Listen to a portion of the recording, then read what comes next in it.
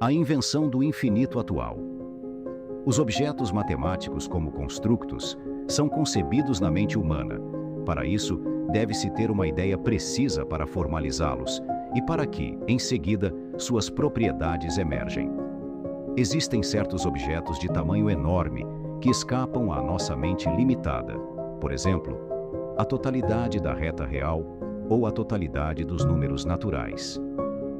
Este problema existe desde que o ser humano começou a pensar em objetos de tamanho ilimitado. Foram os gregos que começaram a refletir profundamente, primeiro pela infinitude do universo e depois pelos objetos matemáticos de natureza ilimitada. Desde a época grega até o final do século XIX, o único conceito válido no trabalho matemático era o chamado infinito potencial, ou seja, antes de Cantor, afirmava-se intuitivamente que se podia continuar realizando o infinito. Por exemplo, na Grécia, entendia-se que os números naturais recuperavam existência no ato de contar, ou seja, estavam onde se queria contar, e com a ideia de que o ato de contar podia continuar além do necessário.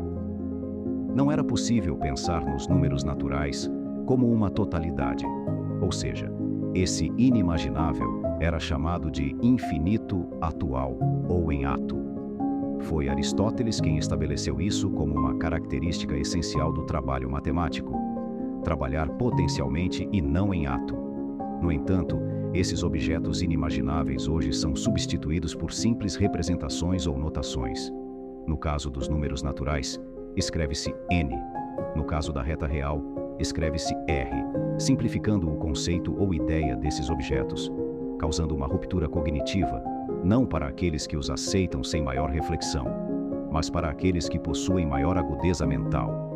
Para dar existência ao infinito atual, foi necessário capturar alguma propriedade essencial de tais objetos infinitos. O primeiro a perceber que algo essencial diferenciava os objetos finitos dos infinitos foi Galileu Galilei, que mostrou que no caso dos números naturais, objeto infinito, havia um subconjunto, os números pares, cujos elementos podiam ser colocados em correspondência biunívoca com cada número natural, n, 2n. Ou seja, os números naturais possuem o mesmo tamanho de um subconjunto deles. Essa é a característica essencial que os diferencia dos conjuntos finitos, propriedade capturada por Richard Dedekind para definir, pela primeira vez, os conjuntos infinitos. Um conjunto X é dito infinito se possui um subconjunto próprio A, tal que cada elemento de A pode ser colocado em correspondência com cada elemento de X. Assim nasceu o infinito atual ou em ato, que hoje, no caso dos números naturais, representamos por n. No caso da reta real, o objeto geométrico é identificado com o conjunto dos números reais, ou seja, a ideia de Richard Dedekind de que o conjunto dos números reais não é contável ou enumerável. Para isso, foi necessário ampliar a definição de Richard Dedekind para incluir os números reais. A nova ideia veio da mão de George Cantor, que estabeleceu dois tipos de conjuntos infinitos. Um conjunto infinito enumerável pode ser colocado em correspondência com os números naturais e não enumerável. Para o primeiro caso, temos os números naturais.